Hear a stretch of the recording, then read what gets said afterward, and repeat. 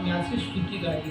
भगवान परमात्मा सत्य व्रत आहे, सत्य पर आहे, म्हणून भगवंताची स्तुती सर्व देवतांनी केली आहे. आणि अनुकूल ग्रह नक्षत्र प्राप्त झाल्यानंतर गर्भामध्येच अथ सर्वगुणोपेतः काल परमशोभनाः, सर्व नक्षत्र ग्रह तारे दिशा सर्व मंगल वातावरण असताना भगवान परमात्मा कारागृहामध्ये 5 वर्षाच्या रूपाने येतात. ते रूप पाहिलं, तमद्भुतम बालकम अंबुजेक्षणम, भगवंताचं अद्भुत रूप पाहिलं, पितांबर धारण केलेलं परमात्माचं रूप. वसुदेवानी सांगितलं, देवकीने सांगितलं, देवा आता कसं व्हायचं, देवा तुझी प्रार्थना केली आहे, आम्हाला पुत्र रूपामध्ये तू प्राप्त व्हावा, 5 वर्षाच्या रूपात नाही.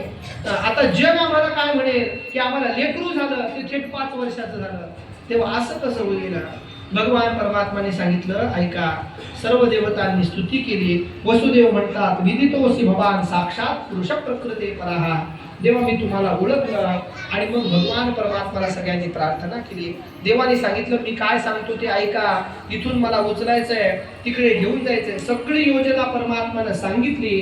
आणि मग परमात्मा वसुदेवांच्या ठिकाणीच बालक रूपाने अवताराला आले. आल्याबरोबर भगवान परमात्माने अगोदर सूचना केल्याप्रमाणे भगवंताच्या आज्ञेनं भगवान परमात्माला वसुदेवांनी उचललं आणि गोकुळाकडे निघाले.